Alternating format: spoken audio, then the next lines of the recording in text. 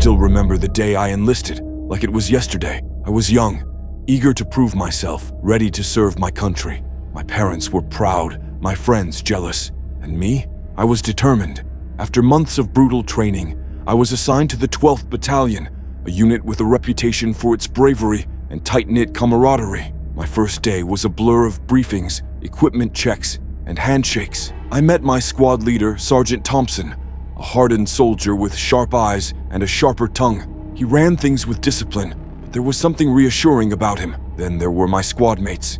Jenkins, the loudmouth, always had a joke ready, and Alex, quiet, observant, a guy who didn't talk much but seemed to notice everything. We weren't friends yet, but in the Army you didn't need years to bond, just a few close calls. Our first mission together was a simple reconnaissance. Deep in the jungle, enemy movement had been reported, and we were sent to gather intel. It wasn't supposed to be anything extreme, just a hike through dense foliage, eyes open, ears sharper than knives. But from the moment we set foot in that jungle, something felt off.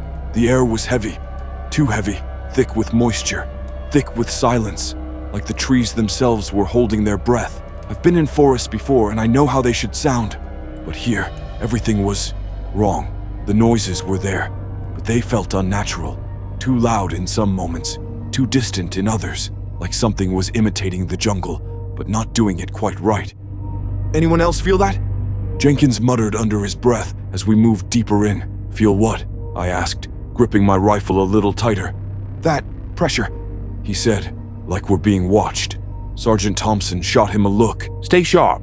It's just the jungle messing with your head. But it wasn't just in our heads. As we walked, I started to notice things that shouldn't be there. A tree with deep claw marks, not from an animal, but long, deliberate scratches, almost like writing. Rocks stacked in odd formations, as if placed there purposefully. A faint, rotting smell that came and went with the wind. Then there were the whispers. At first I thought it was the wind through the leaves, but wind doesn't whisper names. I heard it, soft, just behind me. I spun around, rifle raised. Nothing, just trees, vines, and shadows stretching out forever. You good?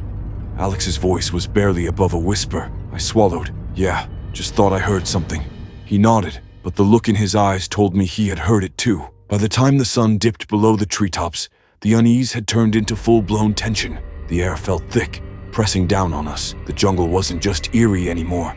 It felt wrong. Sergeant Thompson finally signaled for a break. We set up a small camp, just enough to rest before moving again. Nobody spoke much. Even Jenkins had gone quiet. I sat down on a fallen log, wiping the sweat from my forehead. That's when I noticed Alex. He was sitting a little apart from the group, staring off into the trees. His fingers were gripping his rifle too tightly. I walked over, lowering my voice. You okay? He hesitated before speaking. Do you hear it? Didn't ask what. I already knew. We sat in silence for a moment, listening to the jungle breathe around us.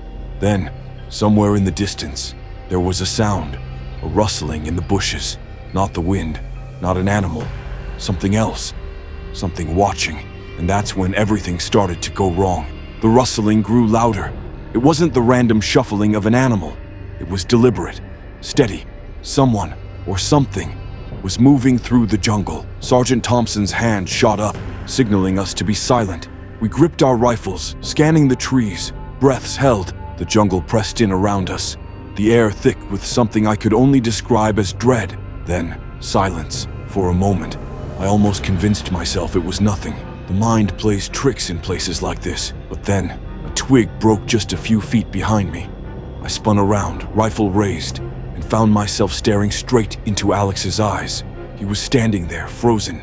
His face was pale, his chest rising and falling in shallow breaths. Alex, I whispered. He didn't answer, just kept staring. Something was wrong. The jungle around us felt too quiet. The usual hum of insects, the rustling of leaves. It was all gone. The only sound was my own heartbeat, pounding in my ears. Then Alex took a step forward, and something inside me snapped. Panic surged through me like a flood. Before I even understood what I was doing, my hands moved on their own. I raised my rifle. Jack! Alex started, but the words barely reached me. I don't remember pulling the trigger. I don't remember moving. I just remember chaos, gunfire, screams, the sharp smell of blood mixing with the damp jungle air. I felt something strike my shoulder, but I didn't stop. My mind was consumed by one thing. I had to stop it. And then, darkness. I woke up on the ground, my head pounding. My uniform was drenched in sweat. The jungle was eerily silent, except for the ragged sound of my own breathing. Slowly, I pushed myself up, every muscle in my body trembling. That's when I saw them.